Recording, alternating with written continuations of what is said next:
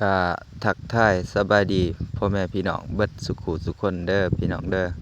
ที่เขามาเบิ่งเขามารับชมคลิปวิดีโอนี้เนาะมื้อนี้เฮาก็นำภาพนิ่งเนาะที่เอามาประกอบเป็นคลิปวิดีโอเนาะเป็นภาพนิ่งภาพที่เห็นอยู่นี่ก็เป็นรูปภาพง่าช้างเนาะที่ว่าเพิ่นเอามาเฮ็ดด้ามเกี่ยวเนาะก็เป็นของที่ว่าอยู่ในเครื่องใช้ครัวเรือนของเฮาเองนี่แหละเฮาเห็นตั้งแต่เฮายังน้อยๆพู้นแหละเฮาก็บ่ฮู้บ่ได้สนใจว่าเพิ่นได้มาจั่งใดมาแต่ไสฮู้แต่เพิ่นว่าเป็นง่าช้างนั่นแหละก็มาได้ยิน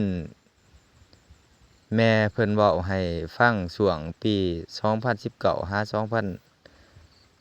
2022นี่แหละประมาณนี้จำบ่ได้เพิ่นว่าง่าช้างตัวนี้นี่ได้มาจากย่าปู่องค์หนึ่งเนาะชื่อย่าพ่อแดงย่าปู่แดงประมาณนี้แหละแต่เพิ่นเอิ้นอีกชื่อว่าย่าพ่อป้ายแดงย่าพ่อป้ายแดงประมาณนี้เนาะเพิ่นใส่ในกองบุญกองบวชนั่นแหละตอนนั้นอ้ายชายของเฮาเพิ่นได้บวชเป็นสามเณรเนาะแล้วก็ในช่วงบวชเป็นพระภิกษุสงฆ์หรือว่าอุปสมบทนั่นแหละบรรพชาบ่อุปสมบทเป็นพระภิกขุเนาะก็เพิ่นสิตั้งกองบวชขึ้นมานะมีเตียงมีอิหยังหั่นแหละหรือเพิ่นเอิ้นว่าอัฐคบหั่นแหละเครื่องใช้ของใช้ของพระภิกขุสงฆ์ผู้ที่สิบวชเป็นพระภิกขุสงฆ์เนาะแล้วก็ส่วนที่อื่นๆก็เป็นบริวารเนาะในกองบุญอัฐคบเพิ่นก็ย่าปู่นั่นเพิ่นมีงาช้างเพิ่นก็เอามาใส่ในกองบุญของอ้ายเพิ่นนั่นแหละผู้ที่บวชเป็นพระภิกขุสงฆ์หรือว่าบวชเลื่อนขั้นเป็นจากจั่วหรือว่าสามเณรเป็นครูบาจังซี้เป็นมอมจังซี้นะภาษาบ้านเฮาย่าปู่เพิ่นก็เอามาใส่เป็นบริวารเนาะก็เป็นงาช้างก็หลังจากที่ว่างานบวชจบสิ้นลงก็เพิ่นก็เป็นครูบาเนาะเป็นพระสงฆ์อยู่ในวัดเพิ่นก็บ่ได้มีความจำเป็นอิหยังกับของพวกนี้งาช้างเพิ่นก็เลยเอามาให้ทานกับพ่อกับแม่เนาะเอามาให้พ่อแม่ในครอบครัวแม่เพิ่นก็เอามาเฮ็ดด้ามเกี่ยวหั่นแหละก็บ่คิดสิขายสิหยังเนาะที่จริงแล้วงาช้างนี่ก็ค่อนข้างสิมีราคาสูงแหละแต่ว่าก็บ่ฮู้เหตุผลของเพิ่นเนาะเพิ่นขายของลูกชายเอาให้เนาะลูกชายผู้บวชเพิ่นก็เก็บเอาไว้เอาเอาดะเอาเกี่ยวมาใส่เนาะแล้วก็คั่งยอดใส่นั่นแหละเพิ่นก็เอาเฮ็ดด้ามเกี่ยว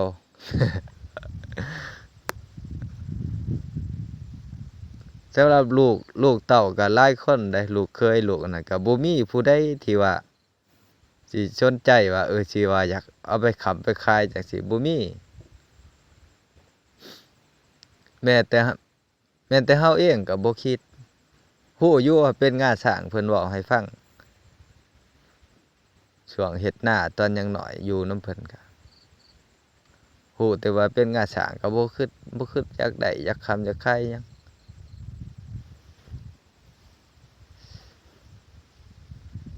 ที่เอามา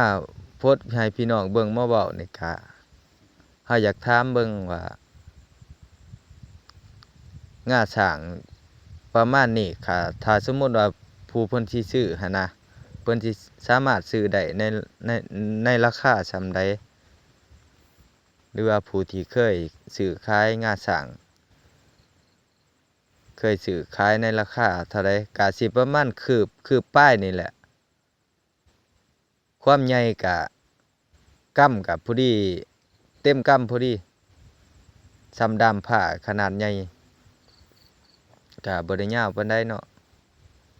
ก็สิเว้าเรื่องความงามก็สิมีตำหนิหั้นแหละเพราะว่าเพิ่นเอาเฮ็ดด้ามเกี่ยวเพิ่นสอดเหล็กที่ว่าเป็นอันนั้นเกี่ยวเข้าไปท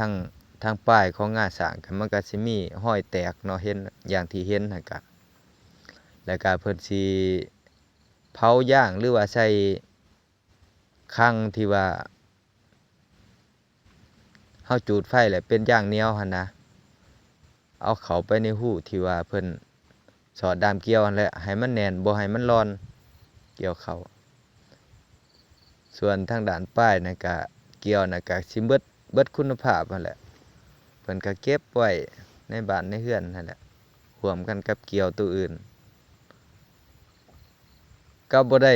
ว่าสิเก็บไว้อย่างดีว่าย้านผู้อื่นลักเอาไปบ่มีเด้ไว้ห้อยปะตามฝาเรือนในหน้าบางเทื่อก็ย้ายเข้าบ้านจังซี่ก็เอาไว้อยู่หน้าก็บ่มีผู้ใดลักไปเท่าใดปีแล้วตั้งแต่เฮาน้อยตั้งแต่เฮาน้อยจนใหญ่เนาะเฮาเกิดปี1989ก็ยังอยู่เท่าซุมื้อนี่ก็เพราะว่าบ้านเฮานี่มีมันหน้าใกล้บ้านหั้นนะหน้าใกล้จากหมู่บ้านเฮาก็ต้องมีเรือน2หลังเนาะ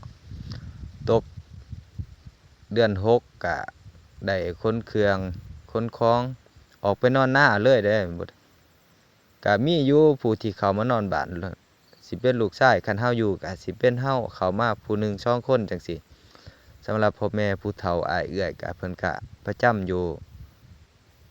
นอนประจำอยู่ทุ่งไร่ทุ่งนาหั่นแหละแต่ว่ายามขนเครื่องเข้าบ้านเข้านอนบ้านออกนานี่ก็สิเวลาเข้าบ้านหั่นนะตกเดือนเจียงเดือนยีหรือว่าเดือน1เดือน2นี่ก็สิเข้าบ้านเบิดแล้วปะแต่เถียงนาห่างกับทุ่งนาเกี่ยวเพิ่นก็เอาไว้แถวเรือนนาหั่นแหละก็บ่มีผู้ใดไปลักไปหยัง มันก็แปลกอยู่เด้ปกติคันคือคนแบบว่าแถวเขตในเมืองนะรู้จักโอ้ของแบบนี้เอาไว้ดีแหล้วเนาะย้านเขาลักเนาะเพราะว่างาช้างมันเป็นสิ่งที่ว่าหายากหั้นนะแล้วก็ค่อนข้างที่สิมีราคาแพงสำหรับผู้ใดที่ว่าเคยซื้อขายก็ลองคอมเมนต์เบิ่งเด้อพี่น้องเด้อว่ามีราคาส่ำใดยาวก็สิประมาณคืบหนึ่งหั่นแหละ คืบป้ายความใหญ่ก็สิประมาณด้ามผ้านี่แหละคันกำนี่กำก็เต็มกำ